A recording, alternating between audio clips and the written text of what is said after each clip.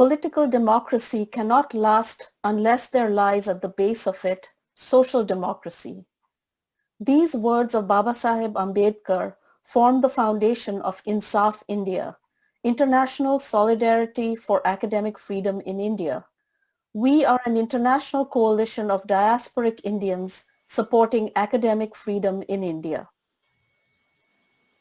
We demand the release of G.N. Sai Baba, Sudhir Dhawale, Surendra Gadling, Anand Telmunde, Shoma Sen, Hani Babu, Vernon Gonsalves, Mahesh Rawat, Rona Wilson, Sudha Bharadwaj, Gautam Navlaka, Arun Ferreira, Varavara Rao, Jyoti Raghova Jagtap, Sagar Tatyaram Gorkhe, Ramesh Murlidhar Gaichor, Stan Swami, Umar Khalid, and all other academics, scholar activists and artists who have been imprisoned for speaking truth to power and for choosing the side of the most marginalized and oppressed in Indian society.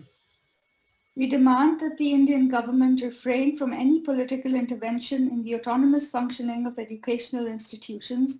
It is the constitutional duty of the state to ensure that education and research can flourish as a public good.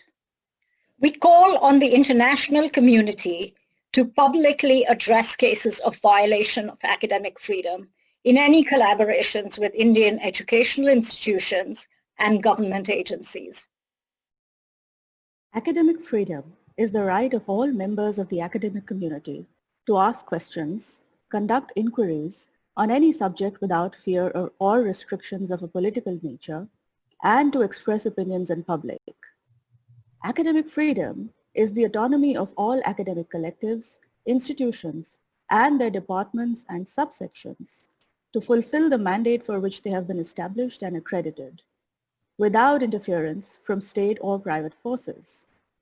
It is the constitutionally anchored obligation of the government to safeguard and guarantee academic freedom to its citizens and its institutions of learning. The repression of academic freedom is a known feature of authoritarian regimes, from the burning of books in Nazi Germany to China's Cultural Revolution and to the recent persecution of thousands of academics in Turkey.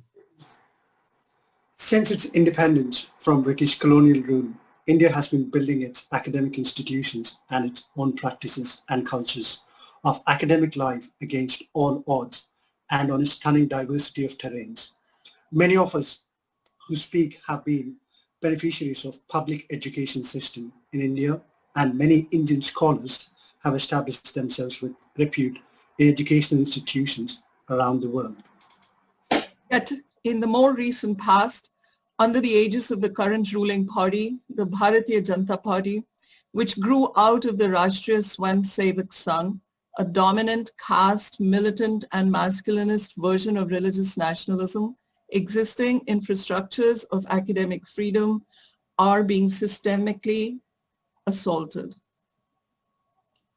Institutional activities are placed under surveillance. Institutional leadership is manipulated through political appointments. Campuses are militarized. Teachers and scholars are threatened and arrested. Their writings are banned. Their publications are confiscated. Research on certain sensitive issues is not given clearance from governmental bodies. Among those targeted are a significant number of Dalit Bahujan scholars and scholars from minority communities. When academics are sent to jail for asking difficult questions and for defending the rights of the disenfranchised, then society cannot be called free. What is at stake, however, is not just academic life in isolation. At its roots, the growing repressions against academics in India dovetail neatly with the logic of social excommunication in a patriarchal caste society, with its unconditional castigation and trials equivalent to what Babasaheb Ambedkar called punishment in the penal code in both its magnitude and its severity. And thus, in India today, the very institutions that were envisioned to dismantle the caste system, the parliament, the judiciary, and the legislature, are in danger of becoming instruments for protecting and reproducing caste injustices, gender injustices, and all other forms of social, economic, political, and ecological injustices. It is also important to recognize that the jailing of academics is not simply a concern for an individual's freedom of expression. The issue at stake here is radical conception of social justice that is linked to our social self. We don't exist as individuals in a society. In a society, there can only be social selves. It is therefore necessary to connect the freedom of expression to social justice and highlight that the imprisonment of academics not only cancel their social self, but also suspend the very idea of social itself through suspending knowledge production and formation.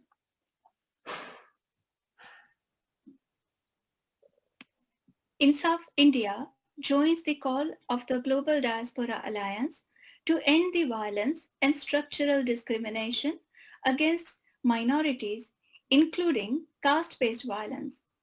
We call for the Government of India to repeal the Unlawful Activities Prevention Act and to release all incarcerated political prisoners. We conclude with the words of the poet Faiz Ahmed Faiz. Bane hai ahle havas muddai bhi munsif bhi. Kise vakil kare, kisse munsifi chahe. Those crazed with power are both prosecutor and judge. Who will advocate for me? From whom shall I expect justice?